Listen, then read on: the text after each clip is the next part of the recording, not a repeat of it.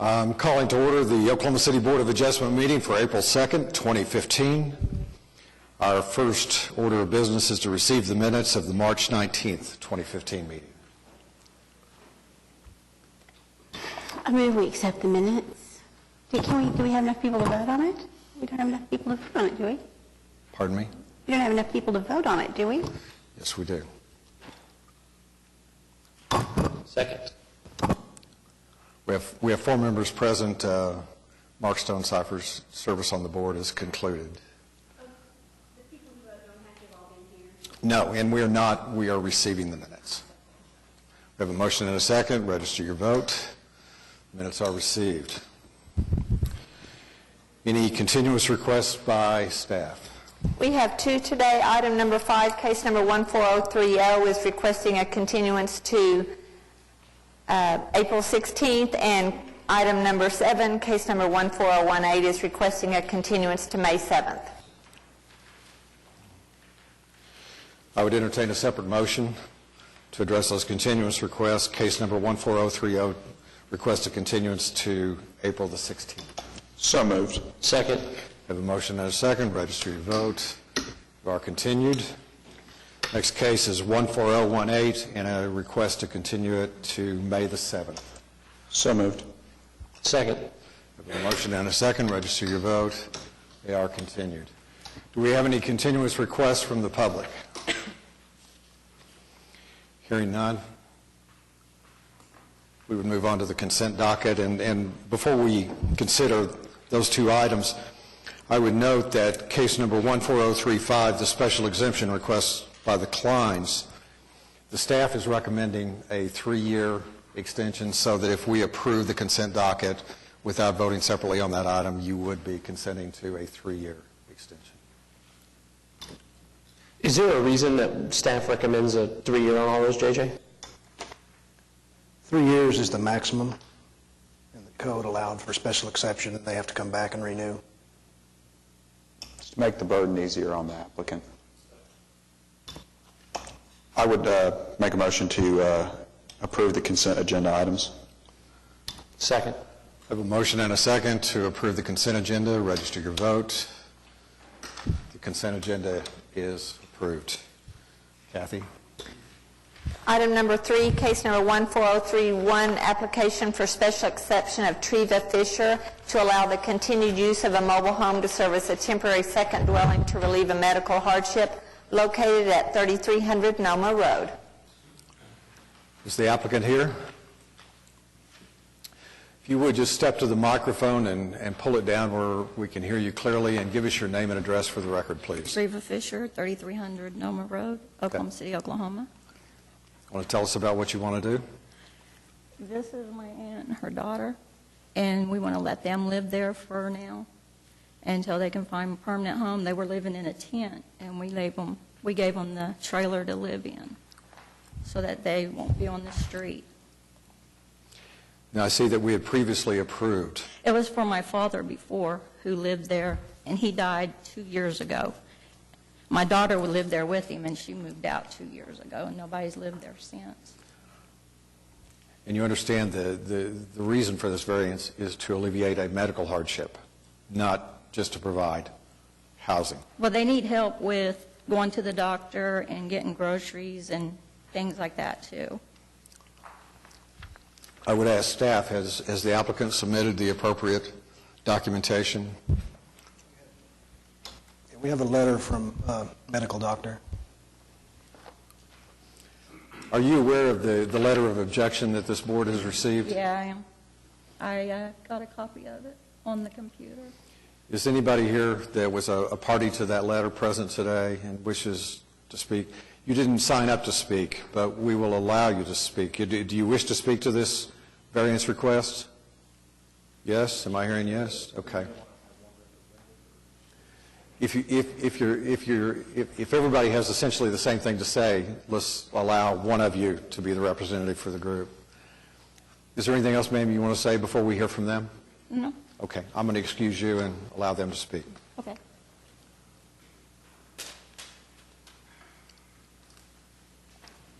If you would, sir, just clearly give us your name and address for the record. My name is Max Williams. I live at 3212 Noma Road, Oklahoma City, 73150.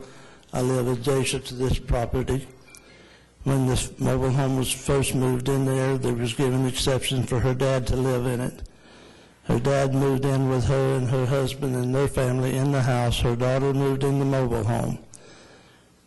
Later, her dad passed away. The daughter, I guess, and boyfriend and her children and husband, and then another husband, and different family members moving in, living with them at different times, this and that. The daughter moved out. She said the floor fell through and the kids were falling through the floor. So it wasn't livable. She moved out. It was vacant for about a year. Last time when it was put up to be redone like this, I talked with my city councilman and these people and everybody else. They told me it would not be renewed the last time it was. So that's the only reason I'm here today, because it was put under false pretenses, because there's not a neighbor in that addition that ever saw her dad live in that trailer house or go in and out. And it's never been cleaned up around and taken care of until recently. The fellow who's living there now has cleaned up around and done some work on it, and I appreciate that. But it's just what it is. Thank you very much. Thank you. Thank you for your comments. Ms. Fisher, would you step back to the microphone? It sounds like that you were granted a variance for a medical hardship, and that My maybe... father lived in the trailer house with my Pull the microphone daughter. down a little They closer to might your not know face. it, but for the last 2 years before he died, he was really sick. He was in the hospital more than at home. He had Alzheimer's and he had dementia. And if you ask him, he would say he lived at my house when he I think slept at what my I daughter. want to tell you is that when this variance is granted, it is granted for that purpose and that purpose only. It is not allow you free reign to move whoever in and out of that My property. daughter lived there with my father, and it was because of her and the trailer that I was allowed, that we had a place for him to stay. Now, your application today is for the use of your daughter. No, my aunt. That's what the application before us says, is that I it's know, your daughter. I think when they typed it up wrong, because that's not what I had on the application. It wasn't the use of my daughter. Board members? My daughter lives in a house now. Okay. So it is not for your daughter. No, it's for my aunt and her daughter. Who just spoke? Angie. Yes, ma'am. You sure may. Okay. Me and my daughter live there right now so they can help take care of us. I have a pacemaker. I have to walk with a cane periodically sometimes. And we are the ones cleaning it up around there best we can. I'm not disputing your medical hardship. All I'm saying is that the application before us Right. states that it's her daughter. And the second thing that we're going to consider is the objection and the observations of the neighbors that are saying that the trailer home has been used for a use other than what the variance intended. My Oh, father okay. lived there, and it was medical necessity. If he didn't live there, I would have... You'll need to step back to the microphone before you address us. If he wasn't living there, I would have had to have put him back in a nursing home. Okay. Board members? Could we hear from the opposition again? Somebody from the opposition?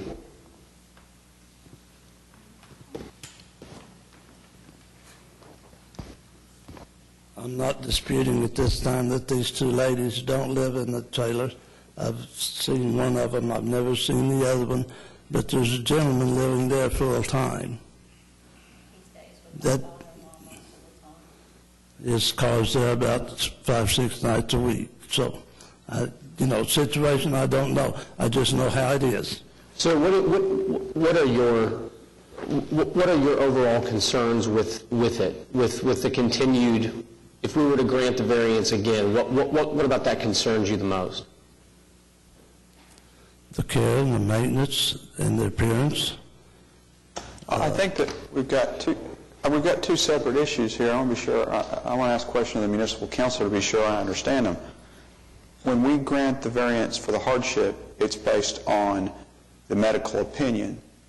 The care and maintenance of the property is a code enforcement issue, correct? That is correct. So I'm sympathetic to your concerns about the care and maintenance of the facility, but the purview of this board is limited to the hardship at hand and the medical opinion. I ask you, Mr. Harris, if I have a family member somewhere that has a physical disability, and you'll grant me a lenience to bring it in and put it on my property to take care of my not immediate family? I believe the way the hardship ordinance is written is that This board can include any additional things that it considers appropriate.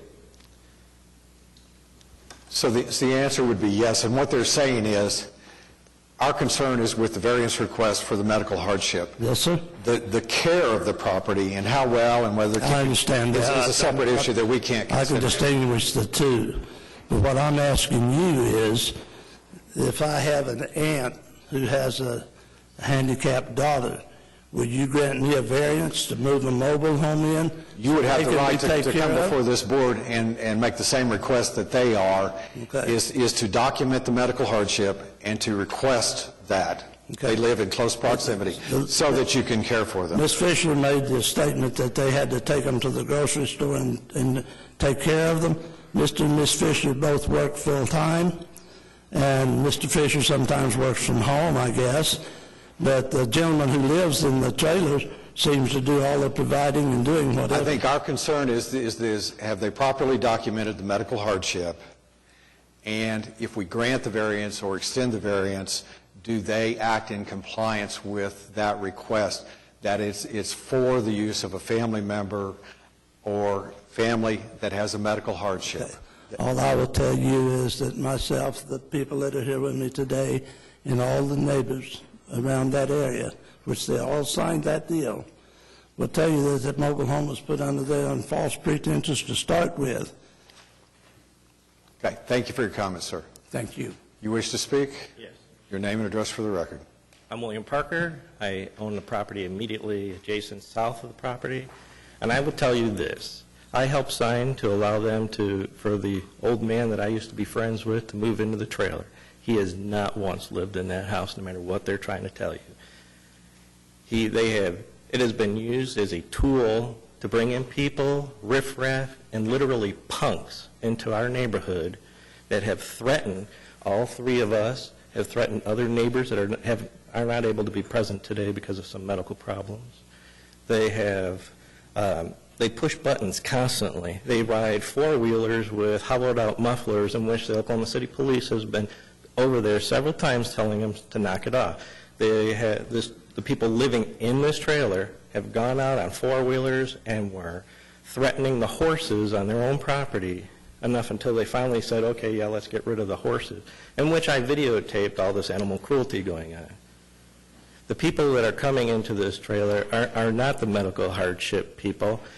They might as well live on the property, but it is also fostering all these other folks to come in, where I have documented 12 adults living on this property. Now, I know that's another city ordinance and stuff. Let me just But by interrupt you, voting- and I understand what you're saying. But you'd be fostering, under this medical hardship guise, chaos to a community that's otherwise quiet and normal. Let me ask council and staff. It appears to me the only business before us is the medical hardship and the variance request related to that. I understand these other issues. This is our only means to stop it. I understand. And I was one of the people, I must sign in the beginning as the adjoining property for them to have it. I understand. But if disturbing the peace, maintenance of the property, all these other issues that the protesters are bringing to our attention, are those matters that can be addressed in other ways? I would tell you no. It Well, can't be enforced. I mean, there's a noise They ordinance. don't do anything about it. Okay.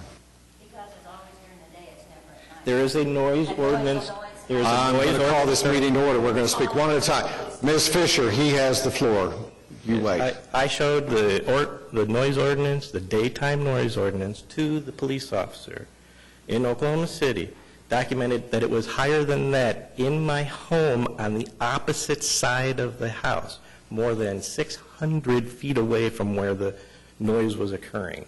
That's the type of obscure neighborhood that we've got going on now, that we have to put up with because of this fostering of medical hardship, guys, that is being used to cause chaos in our neighborhood. Let And me this ask is you our this. only If- means if- to fight it. If we deny the variance requests, and I'm saying if, is that going to stop the use of that mobile No, home? but it limits the amount of livable space. So maybe instead of having 12 adults living on the property, it could be stifled to an amount that's more acceptable. I guess what I'm asking is, you know, the only thing that's before us, the only business before us is the variance request related to the medical hardship.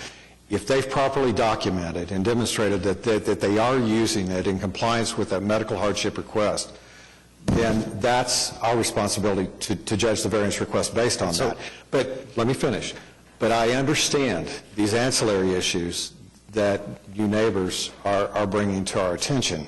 So do I bring my medical hardships and hearing problems and not being able to go outside because of all the dust and stuff that they're creating and the family members that come in because of this? Do I bring those medical problems in front of you as well? That's a nuisance claim against your neighbor. These are all subsequent claims that is causing a hardship on other cities, entities like the police officers and me documenting things and people investigating it and the complaint board. and Mr. everything Parker, else. I'm sympathetic to your argument, and I wish we had the ability to take that into our evidentiary. So if I come in and just say, I have a relative, an obscure relative that doesn't ever live with us, but I'm going to foster that I can have anybody live on my property and get a mobile home put on. I'm saying that what we've been provided by the staff, in their opinion, has met a medical hardship. That, I'm not saying that your claims aren't valid.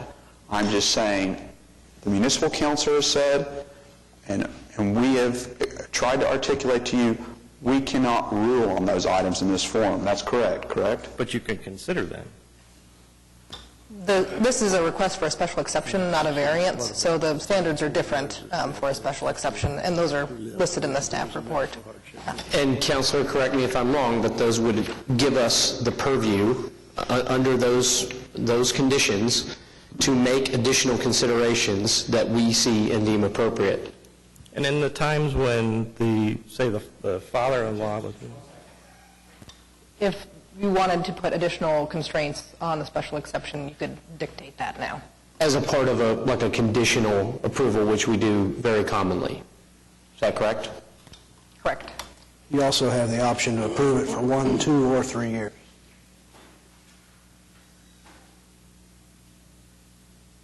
Yes, because it turns out that these people do leave, and all that does is open up a new vacancy for somebody else.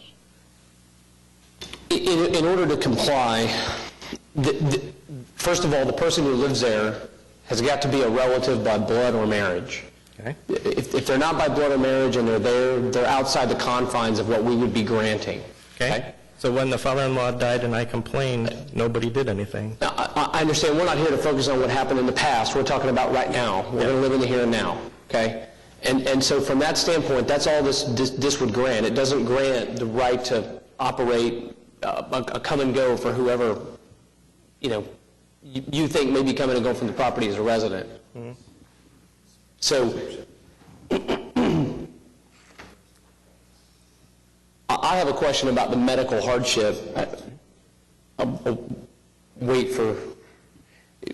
Can we get some clarification on what a medical hardship is or how it's been described to fit in this instance?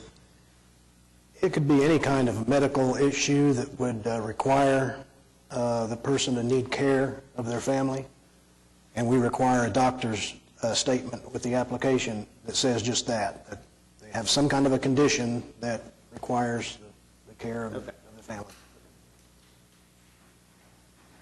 I would just make note, in the standards for special exception, there is a provision that the use shall not adversely affect the use of neighboring properties, and so in that case, I think, we do have some latitude that we would not have were this a variance request. I think we absolutely do. The question is, in what way can we craft a solution that meets the needs of the applicant if we're inclined to grant the special exception, and at the same time address these concerns?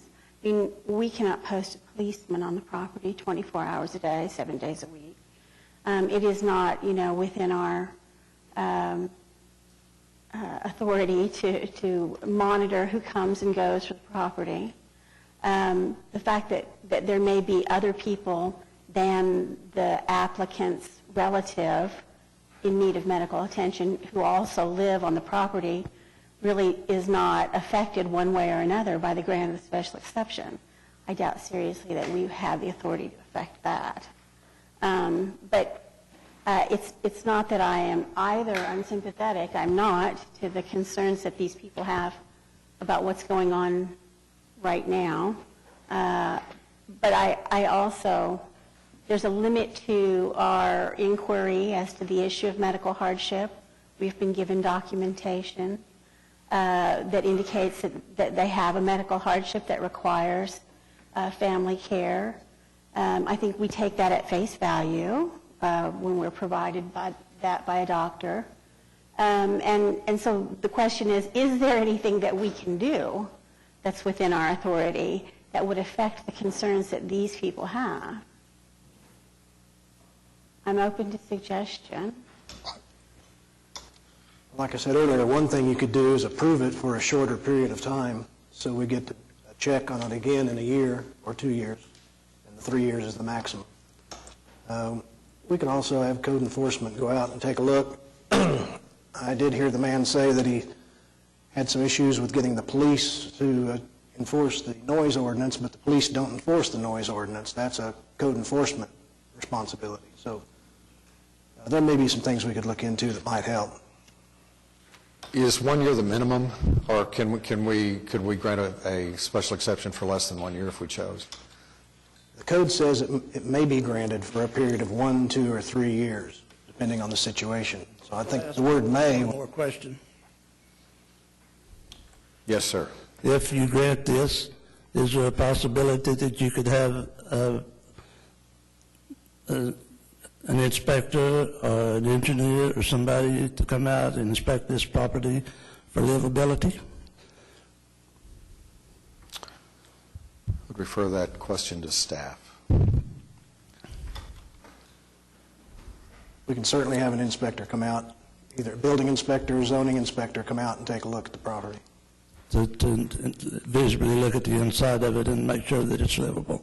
Because there's boarded up windows and there's things like that. You can do that? Thank you. I would say that I am inclined, honestly separate and apart from everything that's been said today, to grant this application if we do for a lesser period of time. Just the fact that it has been in effect, although there's been some lapse in it, since 2006. That's a long time for this kind of an application, and it begins to look a little less than temporary. It's a balancing act, and based on the totality of the evidence presented, and the fact that we could send somebody from code enforcement out there, I would be inclined for a 1 year exception, and then to take a look at it, then I would feel more comfortable with that.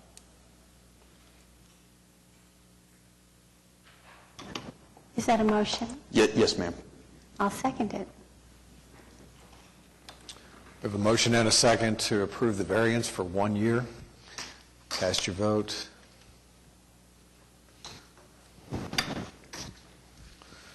The 1 year variance is approved.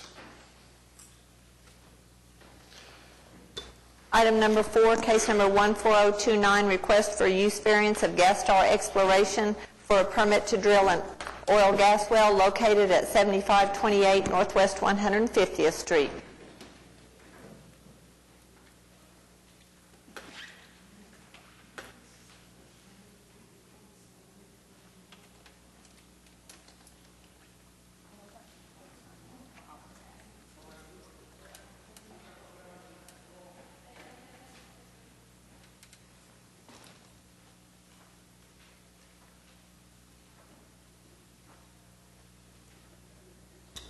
Braden, you need to come up.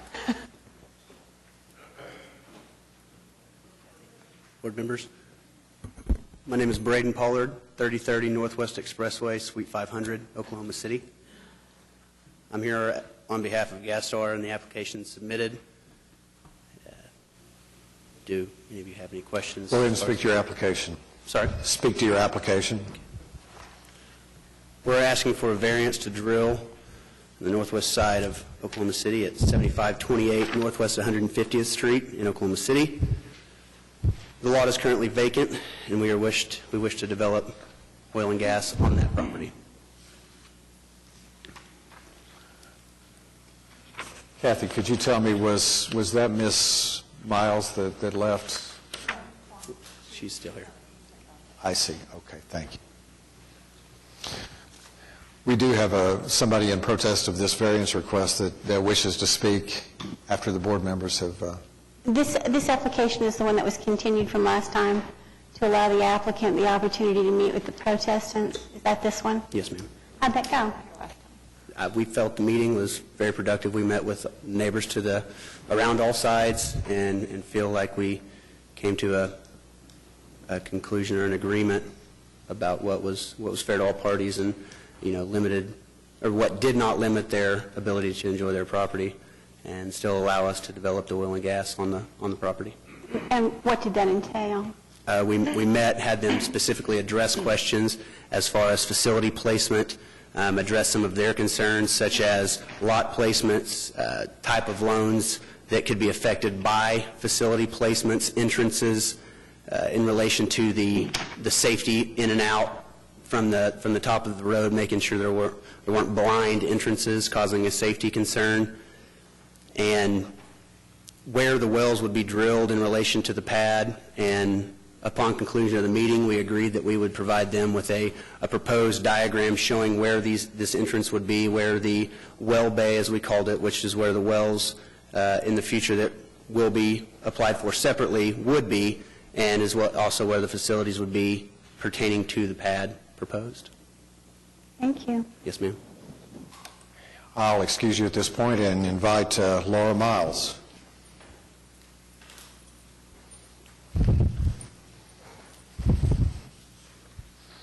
Thank you. I'm Laura Miles, 7413 Northwest 150th. So the reason I'm here is because I want to protest the actual drilling of the well themselves. We did meet, and if the variance is passed, then we had actually agreed on some of the things and the conditions of where they put things and stuff like that. But I kind of want to back up and go to the point of why the well's being drilled there in the first place. This was not a vacant property to begin with. They came in, bought a house, tore it down. This is not rural Oklahoma. This is not out in the middle of nowhere with only a couple of houses. This affects 1,600 home sites within a half-mile radius. Almost 770 of them are currently already there, and there's about 800 that are platted or already under construction. So the potential footprint that this affects is almost 4,000 citizens. You could actually affect fewer people if you went down into Nichols Hills and tore down a house and built an oil well there, and that won't be acceptable. But yes, it is out there because some of the houses are not built yet. There is no dispute that these fracking wells actually produce a significant amount of toxins that affect everyone near them, and there's studies after studies that show the closer the proximity you are, the higher the risk. And I've given you that data. I've actually forwarded to you, and I've cited a lot of in the bibliography, a lot of the actual studies that are very clear of what's going on. And if we look at the actual footprint of the radius, what they're showing with the toxins are actually up to a mile. We're not only including the 1,600 home sites, it's even double that. We also have a school within a half-mile radius with 436 students. So we're not talking just little stuff here with health problems. Yes, there's some minor ones with skin rashes, nosebleeds, asthma. Those are the top ones. But it goes into developing babies and causing stillbirths and neural tube defects and low birth weight. It goes into causing cancers, pediatric cancer, multiple myeloma. And there's numerous risks. They're showing more and more information.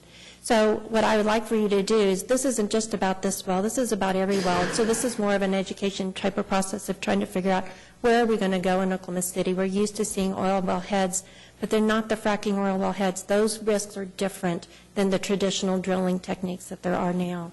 So if you do pass the variance, then I would actually like for you to consider limiting the number of oil wells on that site, because the studies do show the more oil wells in concentration, the higher the risks there are. And in the conversation that we had with GasStar, they have the thought about even producing even more wells on it. They're already going to have a variance permit for another well to produce that they're going to be meeting with you guys next month. And then you have the potential to go up as much as they want. And if we can cap that, because this is a populated area, then that would be helpful too. So, and then the other thing that we had agreed on, that GasStar had actually agreed on with me, is that currently we have 20 to 30 feet evergreens that are blocking the coverage of these wells, and that I had asked if that for some reason those trees get torn down, that they would replace the greenery so we don't have just a cedar fence blocking that well, that we actually keep the foliage and the coverage. So you can read the rest yourself, but that's what my protest is about. What did they say about the trees? They actually agreed to, and I have an email from him, he actually agreed to, on the site, they're going to tear down all the trees within the site, which actually blocks it even more. But I understand for fire safety hazards. But they would actually go in and replace the trees on the front, which are a big blocker. So, because those are not directly near the site, they're a little bit more removed. And if the well was actually visible from the road and from the driveway, there is a common area that's kind of the creek area that they would consider putting some trees there to help block those wells so it's not so visible. Is there a written agreement between you and GasStar or a verbal understanding at this point? Well, I have an email, so we can put this in the record or maybe make it more written than that. So it's a little bit of both. Are there any other questions for Ms. Miles before we invite the applicant back? Okay. Thank you. Thank you.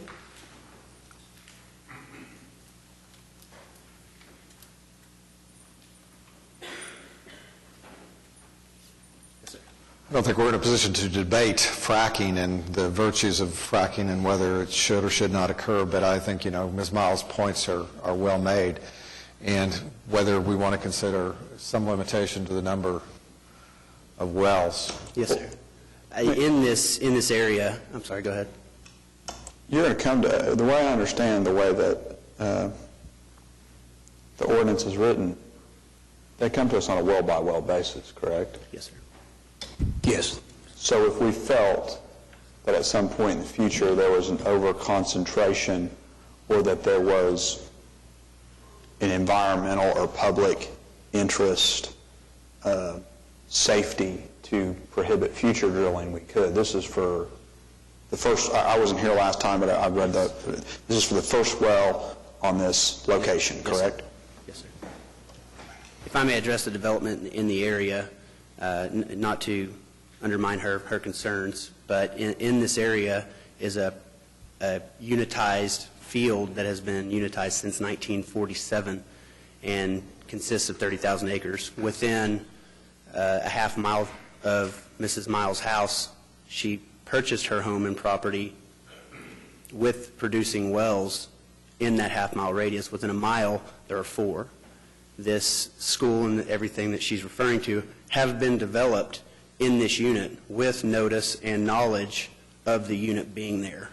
And it's a long-standing and very prolific oil field that is there and has been around for a long time and has been developed, with the unit in mind, or at least cooperating with the unit operators.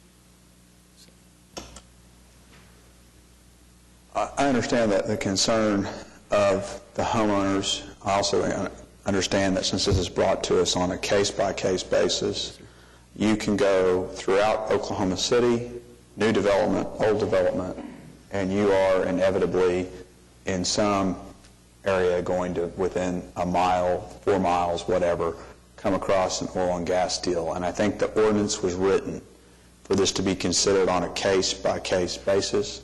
I think this is a part of the history of Oklahoma City, and it will be part of the future of Oklahoma City. And I think this board is entrusted with the authority to examine it in a proposed site with a scheme, and that's why it's a well-by-well basis. So I'm sympathetic to the homeowners. If you're going to choose to live in Oklahoma, this is probably going to be something that happens. So, I mean,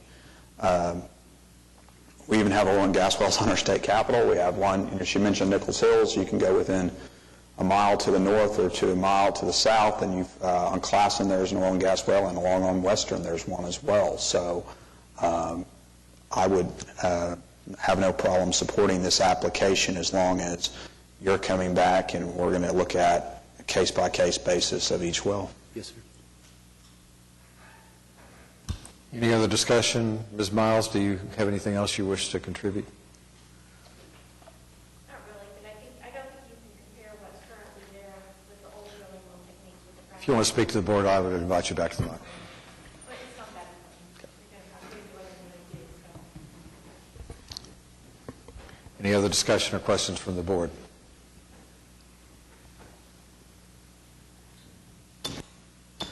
I'll make a motion to approve the application. Second. Of a motion and a second, register your vote. You are approved. Thank you.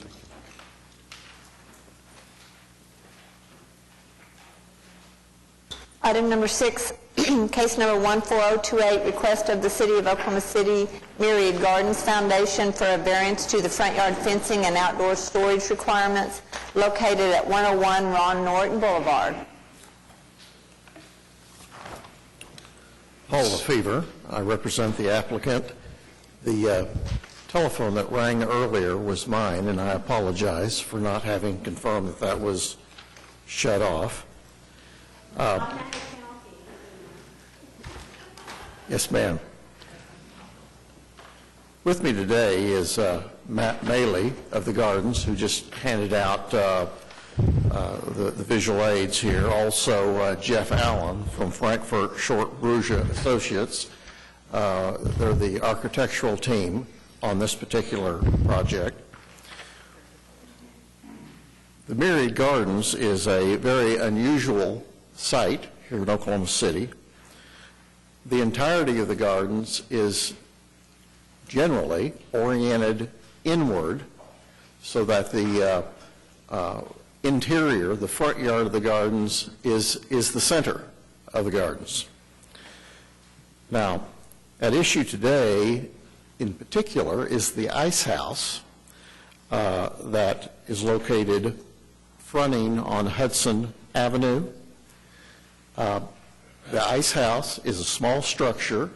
It serves the ice skating rink that is located west of the ice house. Skates are rented there. More importantly, below the ice house is a very large basement area where the chillers for serving the skating rink are housed. Immediately east of the ice house, toward Hudson, is a fairly large vault which serves as the entry to the chillers. During the winter, those vault doors are open on a pretty regular basis.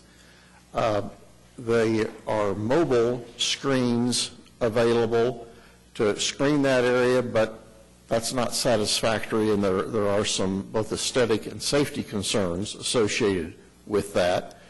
There's a very large grate that vents the chillers there also. Now, during the summer months here that are upcoming, the ice house serves hamburgers, onion burgers there, and is used greatly.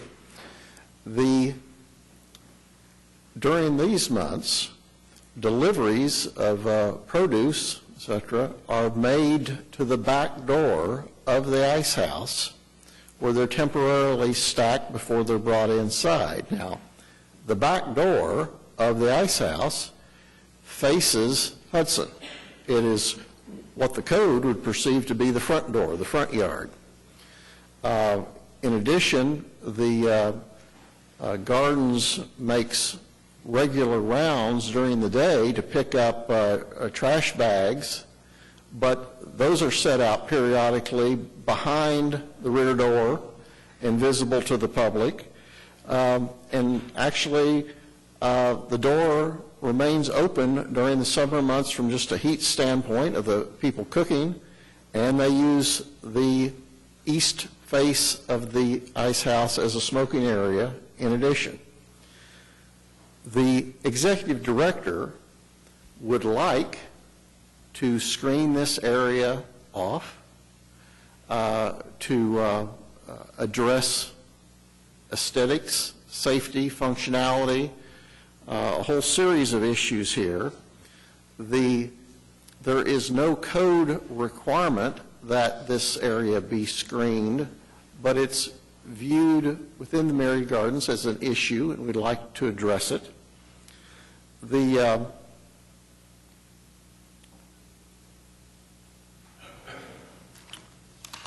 What I would like to draw your attention to, and I have Jeff Allen here, and we can go through a slideshow if you would like, but I think the critical points that I would share is that Frankfurt Short Brugia has attempted to utilize existing design within the Mary Gardens, and the last 2 pages of your handout here show a equipment area immediately west of the conservatory that is generally has a similar slatting appearance to it. In this case, the design is for a tighter grid. What exists today here that you're looking at is 1-inch separation between the slats. What is proposed for this screen today has only a 1/2-inch gap between the slats. There's multi-purposes that we're trying to resolve here. One of is ventilation and screening, safety, and a myriad of things. We're happy to answer questions. We can give you a slide presentation if you'd like. We have appeared before the Downtown Design Review Committee. They have approved and recommend approval to you. Happy to answer questions. I did go by and look at the other fencing, as you had suggested that I do. For those of you who were not with us last time, there's really no, or there had not been, I won't speak for you, any disagreement about the idea of fencing off the area. Everybody seemed to agree that that was a good idea, both for safety and for appearance. The sticking point for me was that I thought that it should be site-proof.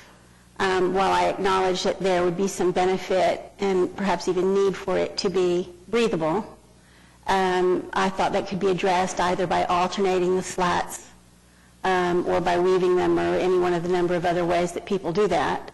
I think we would require trash and delivery and outdoor storage, however temporary, that sort of thing, to be screened from view most any place else, and I think that would be a better solution here. So that was our sticking point, and that was how we got continued and why we're here today. You want to address those concerns?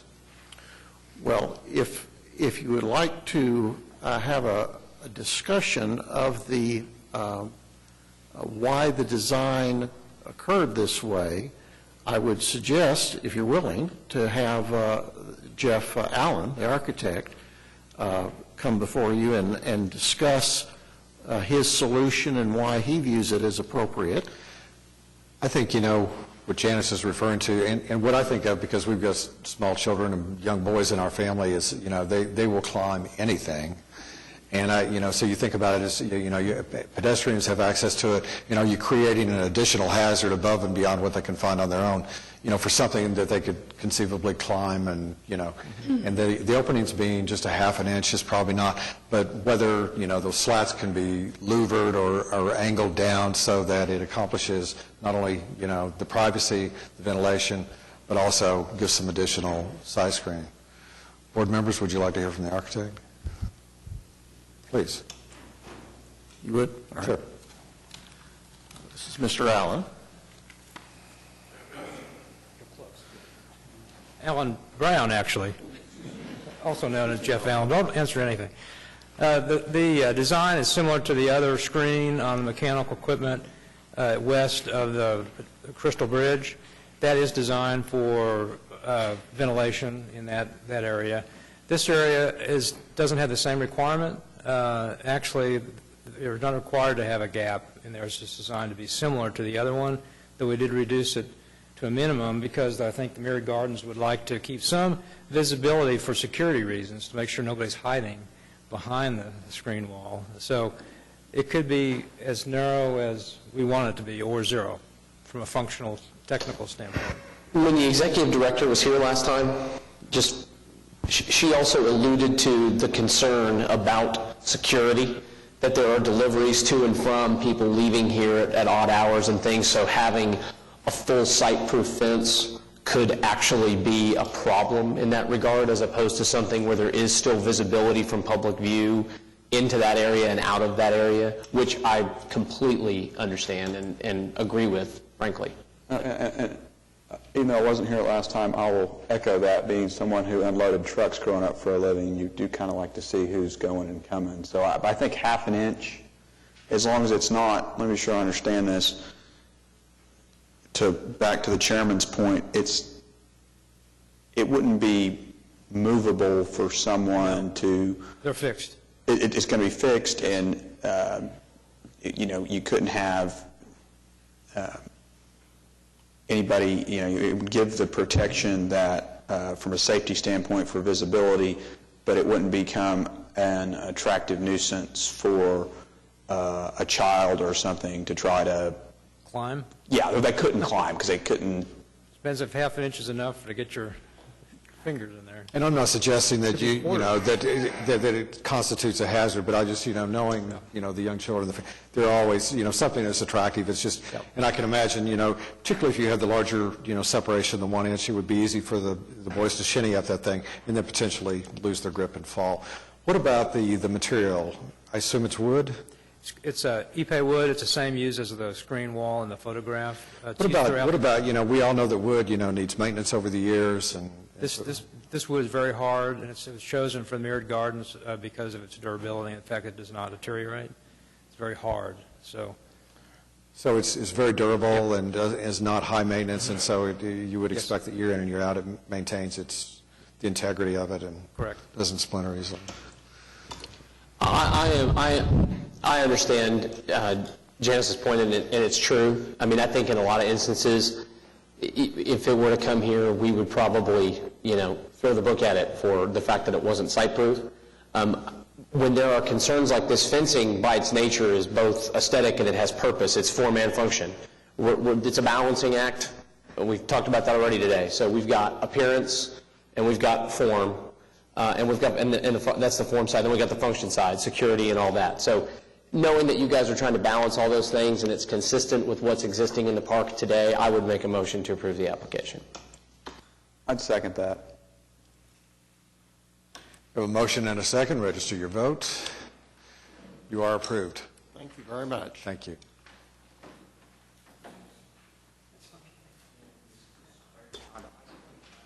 Item number 8, case number 14040, request of Apple Valley Homeowners Association for a variance to the sign regulations located at 7300 and 7320 East Hefner Road.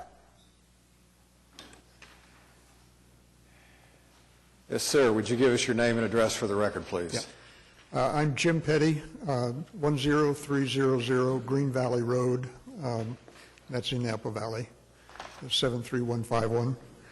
And I'm president of the Apple Valley Neighborhood or Homeowners Association.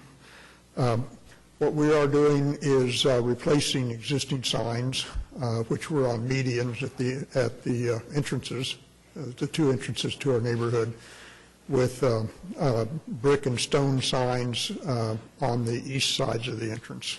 We're siting them on the east side because our primary traffic comes from the west. In siting the signs, we had basically three objectives. One was, of course, visibility from Hefner Road. The second was to site them in such a way that they do not interfere with any view of traffic lines of sight on Hefner or on our neighborhood streets. And the third was to not have to remove any of the mature trees that are planted along Hefner Road there. In doing so, the signs are placed within the site triangle, and they were intentionally placed within the street right-of-way of the streets in Apple Valley. Unintentionally, the signs do protrude about between 3 and 4 feet into the Hefner Road right-of-way. This was a mistake. The other thing which we found out when we came down to work on getting the permits was that the size of the sign is greater than the 35 square feet permitted. The actual size is 44 square feet. This size is in line with most of the other neighborhoods along Hefner Road in our area.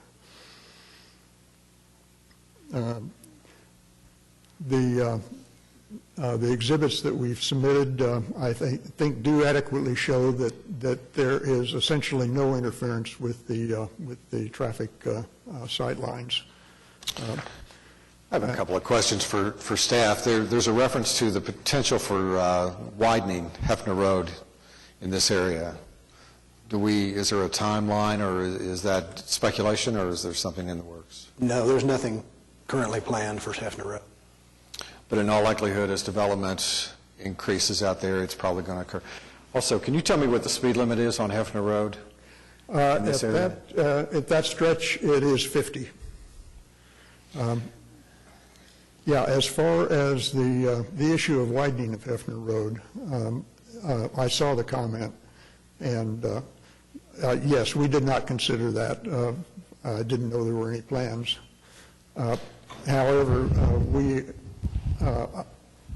actually believe that the traffic visibility would not be changed with the widening.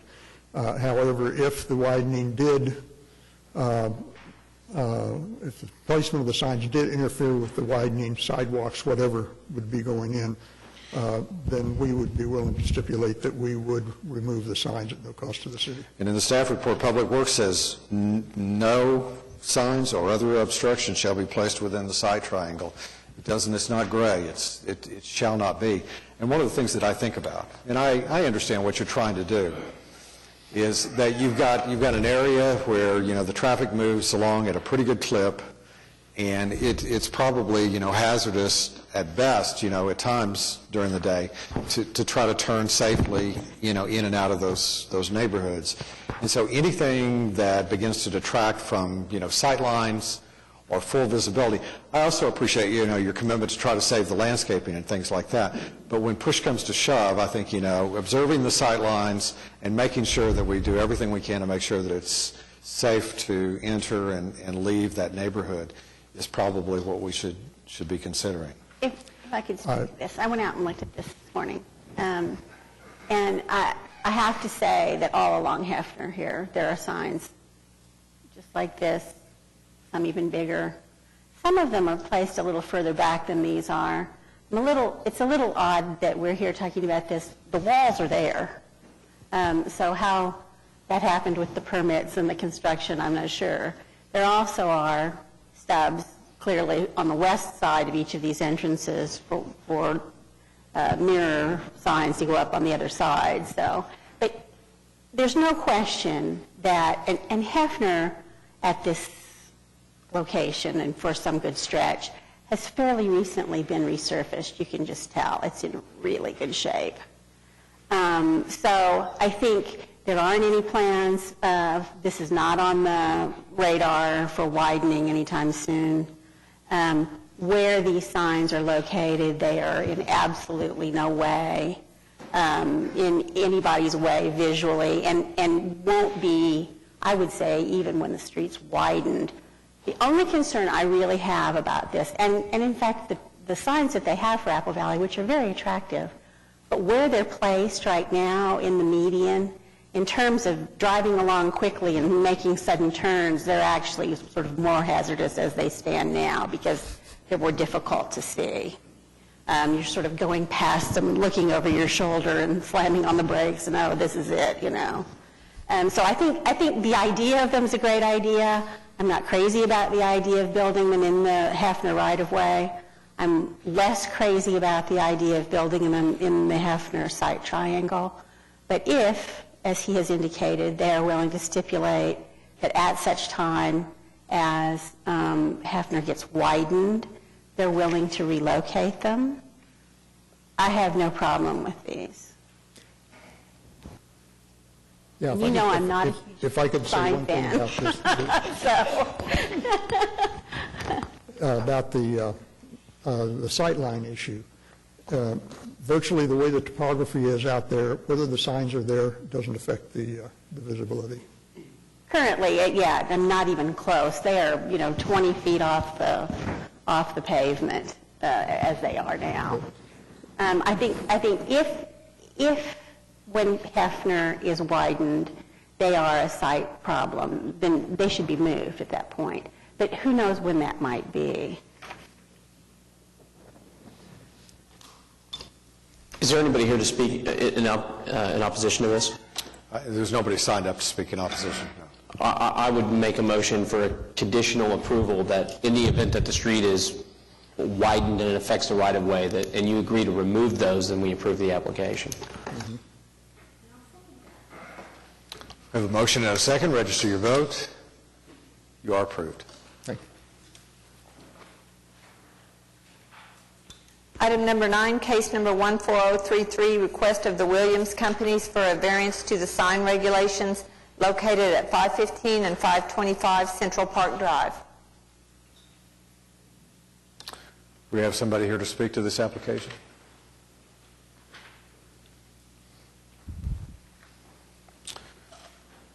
Give us your name and address for the record. And I am Keith Carter, 1907 Tyler Terrace, Prague, Oklahoma. So basically what we're applying for is a variance to add 2 additional signs to our buildings. When we inherited the building from Chesapeake Energy, there were 4 signs on the building that they had put up. And when we applied for the permit for our new Williams signs to put up, we learned that they were out of code. And so we're applying for that variance to put those additional signs back in place.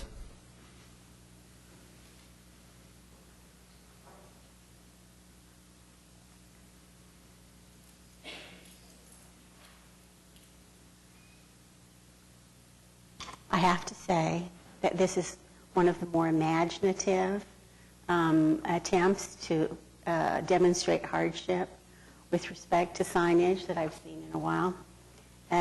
But having said that, these buildings are well identifiable and known, and it's not hard to tell somebody how to get to one. I just don't see that you can really make a case that there's some sort of public traffic hazard that's posed by the fact that they don't have more and bigger signage. As you know, I'm not a huge fan of variations to the sign code. It was very fiercely negotiated, and when it was adopted, it was with a lot of gnashing of teeth and pulling of hair. And I do not believe that just because you want a bigger one, that's a reason why you should get a variance. So I personally will not be able to support this. I agree that unnecessary hardship is a stretch. I also think there's a certain practicality to that code, which, please correct me if I'm wrong, JJ or somebody else, but would allow, in O2, each tenant is allowed a sign. Is that correct? Yes, one sign for building occupant not to exceed the maximum. So in other words, if the building were leased by another tenant, they would be able to have a sign as long as it didn't exceed, in this case, what I believe was 150 feet, just whatever that number. Correct. And in this instance, we've got two buildings, one of which you guys occupy 100% of. Correct. And the other you occupy 75% of. Correct. Is that correct? Correct. And to me, that's, that's the issue. These buildings have changed from a multi-tenant office building. They're being branded. Correct. And that's important. You guys probably have a lot of traffic coming in from outside Oklahoma City. Is that correct? Absolutely.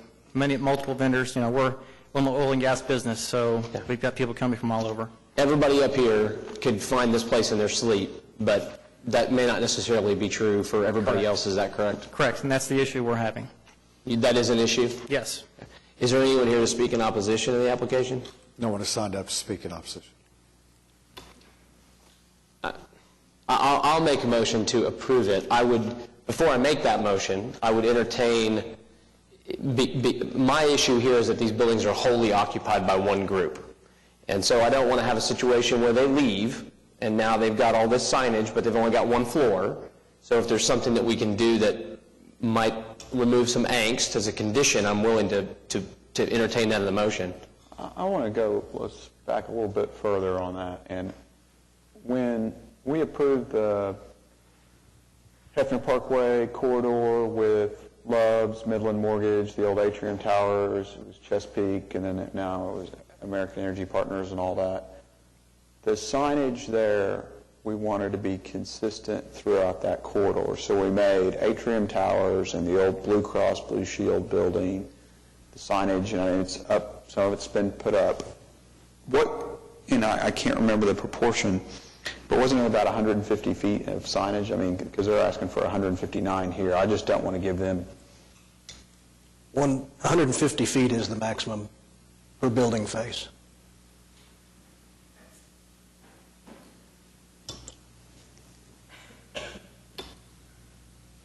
Is there anything that, before I make my motion to approve this, that I can do to alleviate any concern here on the part of board members? Then I'm to approve the application. I'll second it so we can vote. We have a motion and a second. Register your vote. You are approved. Thank you. Item number 10, case number 14034, request of John and Catherine Netherton for a variance to the 50-foot platted front building line located at 814 Southwest 85th Street. If you would, give us your name and address for the record. Catherine Netherton, 605 Northwest 6, Oklahoma City, 73102. We put in a request for a variance on the property at 814 Southwest 85th. It's a residential zoned area, and the current setback is 50 feet.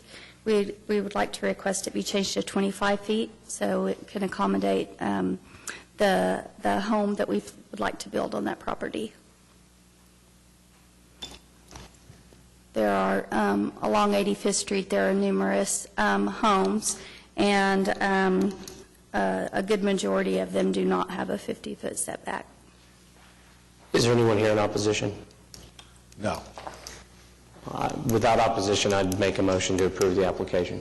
Second. I have a motion and a second. Register your vote. You are approved. Thank you. Item number 11, case number 14036, request of Lonnie Hunt for a variance to the nonconforming use regulations located at 900 Southeast 59th Street.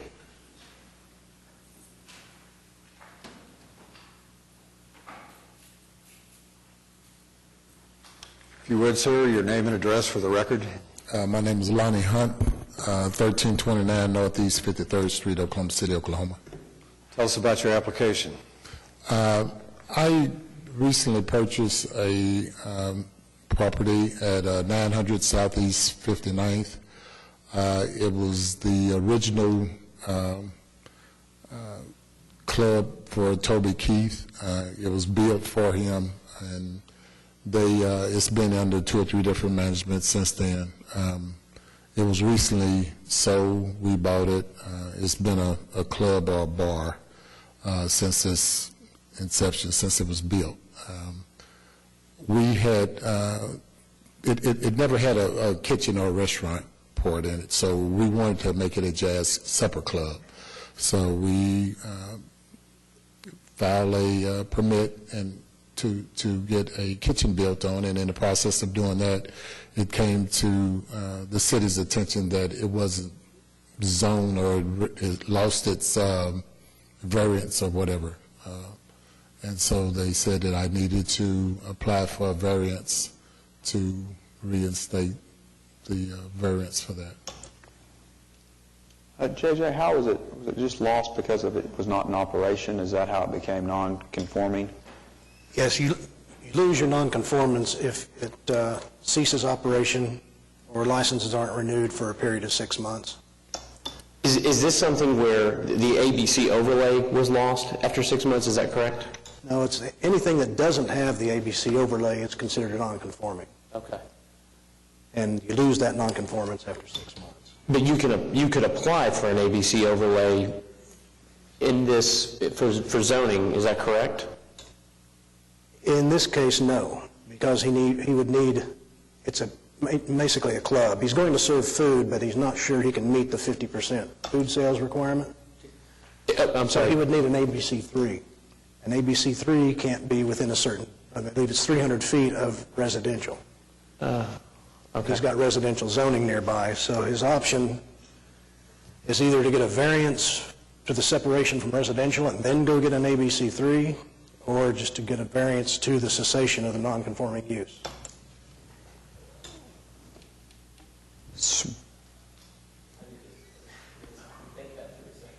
So let me ask a couple questions. This is just a more judiciously efficient way for him to achieve the end result. Yes. Yeah, okay. I don't agree with that statement. Couldn't he do a PUD and vary the separation requirement? Or an SPUD? End up at the same. And I think this is a zoning case. I don't think there's a process for non-conforming uses than for the maintenance of them. And there's a criteria under which they are lost. That's what's happened here. If he wants to operate this as a club, I think he needs to go get it rezoned. Well, prior to your tenure here on the board, we had a case similar to this, and I'm asking to jog my memory, and it was a bar that was in a shopping center, and they weren't totally convinced they could meet that requirement for an overlay, and it had been that way for a period of time, and there was a change in ownerships that was greater than 6 months, and we allowed a variance in that case.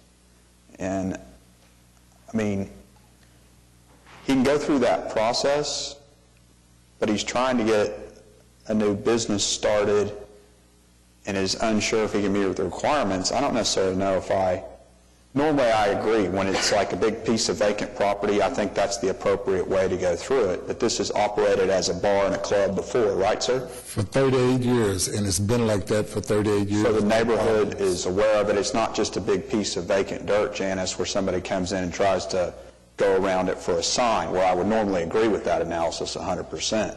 In this case, the neighborhood's familiar with it being a club and a bar and all that, and then they shouldn't have any trouble getting it rezoned. I mean, I think the reason that it is a zoning case is because it needs to be reviewed in that light. It's not a club now. It hasn't been operated as a club for a sufficient amount of time that they've lost their non-conforming use. It needs to be rezoned, in my view. So I cannot support this application. I guess the main thing that is a sticking point for me in agreement with Janice is that the intention of that ordinance is to eliminate non-conforming uses or to bring them into compliance. And so that was very specifically gone through through the city's process. And the intention there is because at some point these things are going to come up and they need to be reviewed. So the reason I asked the first question I did is because there are situations, I'm not sure this is one, maybe I'll feel differently at the end of it, but where a variance is appropriate, but there's a zoning process too that can be gone through to put this in place permanently, and that's the intention of zoning versus a variance. Excuse me. Also would permit there to be whatever, if it's done through an SPUD process or a PUD process, then to attach whatever restrictions might be appropriate, given that it's now surrounded by residential property. Go ahead, sir. Excuse me. I was told that, as Mr. Chambers had stated, that after 6 months, as I said, I purchased the property in October, and we were doing some remodeling and getting everything ready. And I was told that in the process of getting all of our licenses, and we're still getting bills from the previous owner, which was Prairie Hill Saloon, from the fire marshals. The fire marshals has already came in and did everything in terms of the inspections, and everything was approved. And of course, there's bills that's coming in terms of fees, so they've been getting fees and taxes and everything, as it being a bar or club, for the last 38 years. So my only thing is that, it has operated, and this is on 59th Street, right off of I-35, a lot of businesses right next to it. The residence is on the back side on 60th Street, which is in the back of it. And there's an apartment complex, further down. But I went and did the 300-foot radius deal, and they sent out letters to everybody, and I haven't had any complaints or anybody. I talked to, even prior to purchasing it, I asked, if there were any problems prior to our purchasing it, if it was a nuisance in terms of police being out there all the time for whatever, and all of the businesses said that, there was never any problems, As a rhetorical question, is it fair to say, I know the answer to this, I just want this is preventing you from operating currently? Right, exactly, because as it stands, I purchased the property for the intent of, it's been operating as a club and a bar since its inception for 38 years. So I purchased it, to continue to run it the same way, basically as a club and a bar. It's just going to be with a restaurant, and it's going to be a jazz supper club. Here's where it's distinguishable for me, Janice, is you enter into a contract, you want to purchase something subject to zoning. That's a zoning case, whether it's a piece of raw dirt or whatever. We have people come back here that don't want to go through the planning commission because of signs on a spud or a PUD. That's a signage deal. Usually the piece of dirt's raw. This has been existing for a number of years. This is the most judicially efficient means for him to grant it. Don't have to agree with me. I'm just giving you my reasoning, because normally you and I agree on this subject. This is giving him his, and it's been like that. There are no complaints. There's anything. I'm inclined to give him a variance. But as Mr. Cravens pointed out, the point of the ordinance, non-conforming uses, is to bring these properties into compliance or have them cease. And that's its whole point and purpose. Is there anyone here in opposition to this currently? There's nobody signed up. Is there anybody here to speak on this application from the public? No. Is there some way, I'm asking council a question, is there some way to compromise this? Could we grant some sort of a conditional variance that might allow him to operate for a period of time? Because I don't think he's going to have any issue getting through the zoning process, but I don't want to confuse legislative matters and variance matters, right? Zoning matter is legislative. Is there something that we could do to give him the ability to operate, and then he could have it rezoned? As far as putting like a term of years or something on the... Yeah. I'm not familiar with... So it's basically we deny this variance request and he can't operate, or and he has to go try to get it rezoned, but he can't operate, or we approve it and he can continue to conduct business. Is that correct? That's correct. I'll make a motion to grant the variance. Second. We have a motion and a second to grant the variance. Register your vote. You're approved. All right, thank you. Appreciate you, Board. Thank you. Item number 12, case number 14037, request of Brad Peak Turbo Express for a variance to the sign regulations located at 1000 West Memorial Road. Anyone here to speak on this application? I make a motion to continue it to the next meeting. Have a motion. Do I have a second to continue this? Second. Motion and a second. Register your vote. Continue to the next meeting.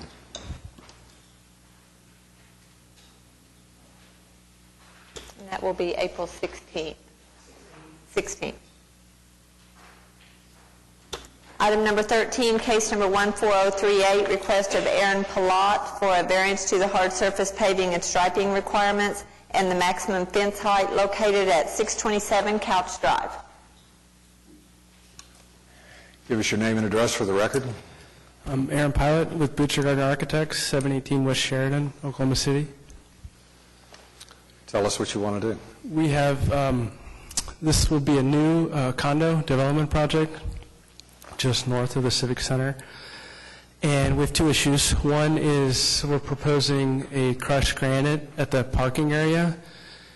And the second issue is fence height, which in this diagram here, we're asking for a variance to the 8-foot fence height limitation to make it 8'8", which creates an alignment with our 8'8" brick relief all the way across the front of the building. And this is the only spot where that occurs. The fence and screening behind this will all comply with the 8-foot zoning height. And as far as the parking, if you go to the next diagram, the driveway will be paved surface, so we're just talking about the parking spaces themselves. The accessible space will be paved as well. And I think there's, as we've been through DDRC, received their approval. This is also subject to OKIRA review and approval as well. And, the benefits to crushed granite paving, I think you're all well aware of.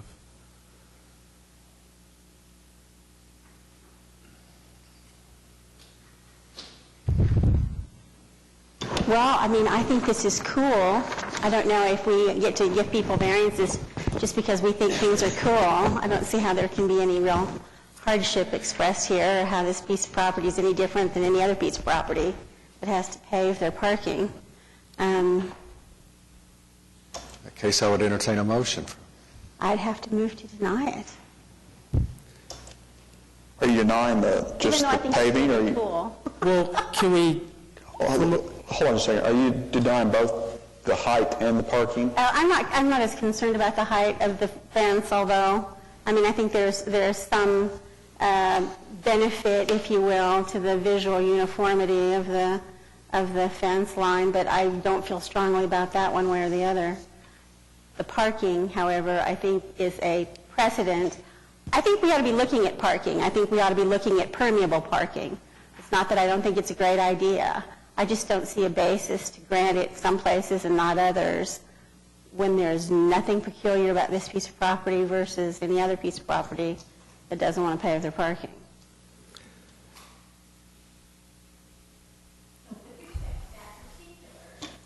Issue, the permeable parking surface, I would move for denial. I guess our experience, we've seen other projects throughout the city where there seems to be precedent for the approval of crushed crushed granite parking. I mean, we have, you're talking about reduce heat gain, stormwater, reduction in stormwater runoff. I'm not arguing against the benefits of it. I'm not saying that it's not a great idea. When we've done this before on the hard surface paving, it's been like industrial kind of property primarily, right? No, you've granted 2 other variances downtown for crushed granite. What were those? Okay, one was, probably before your time, one was the Humphreys building on Southwest 2nd or 3rd and Walker. Midtown The Service other Center? was one on Film Row that I don't believe has been installed yet. Our office is on Film Row, 718 West Sheridan. Our parking area is crushed granite. Is that the one? Okay. Yeah, the driveway, the drive surface itself is paved, and then only the parking stalls are the crushed granite. But of course, because variances are based on the peculiarity of an individual piece of property, you can't really provide a precedent in that sense.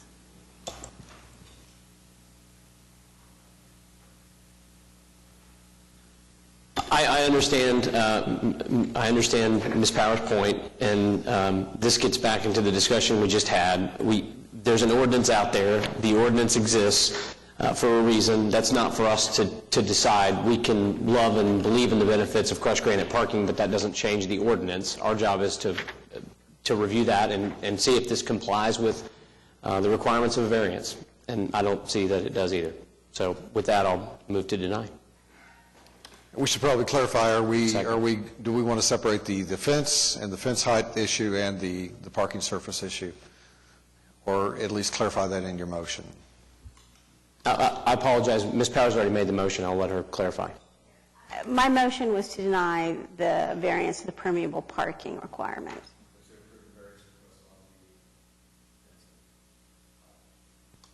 I didn't quite go that far, but Let's just do 2 motions. Well, may I ask, how is it that one gets approved and one doesn't when we're talking about the same exact situation in terms of the granite parking?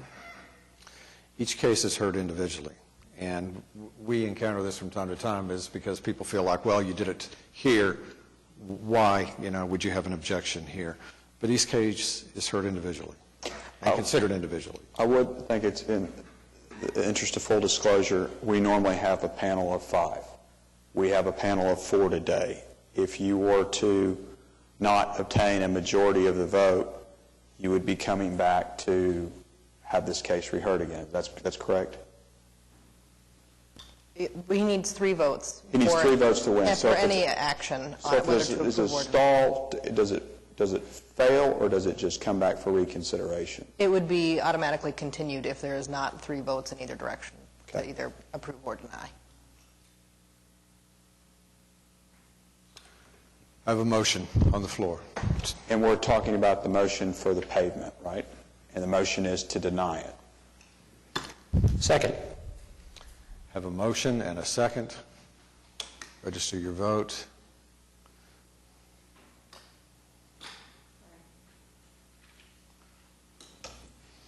Paving is denied. Paving is denied. I would entertain a motion regarding the variance request on the fence. So moved. Is that approval? For approval, yeah. And that's to approve the 8-foot, 8-inch request for the fencing. I have a motion and a second. Register your vote. That variance request is approved. Okay, thanks.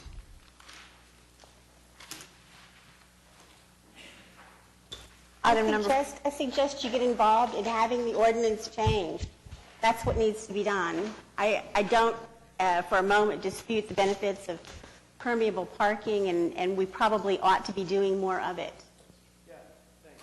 I'm just not sure I'm in a position to change the ordinance. I agree with you. It'd be nice to see a change. Item number 14, case number 14039, request of Dollar General Nuwala 149 for a variance to permit a building with exposed exterior metal located at 15,000 South Peebly Road.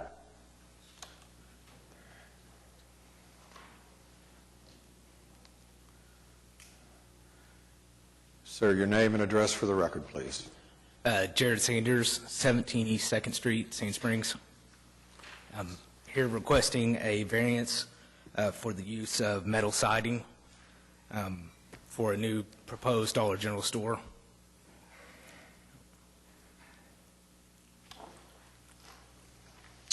And just for clarification, it is the exposures that do not front the road that are not an architectural metal and are not in compliance. Am I correct? Correct. Okay. Correct. Your application makes mention that there are some site characteristics that would kind of make this different. Could you explain what those site issues are? Different from a typical Dollar General store as far as needing a water well, a septic drain field, and a fire storage tank, and making it more costly with the needs of that site, and then the steep slopes from west going to east. So is it your position that that's what makes this sort of unique, and that's the reason that you need to not use what's in the ordinance? You need to. Yes, and typically for a Dollar General store, what they've been trying to do is go to a standard look for Dollar General, especially in rural areas where it is a brick facade front facing and then metal on the sides. It's kind of their look they are going for and wanting in those rural areas. And the surrounding areas do have metal buildings, especially on the north side of the road of I think that's 149th. The problem here, though, is that really the building is visible in every direction. I mean, there's not a side of the building that's not visible. It faces onto Peebly. Is that where the address is? Yes. But, it's visible on all four sides. And while there may be other metal buildings in the area, if the area is going to begin to draw commercial development, that means it is definitely developing, and I think that this is a bad precedent to set. And really, the fact that it may make the site more expensive to develop is not a hardship within our definition of that word.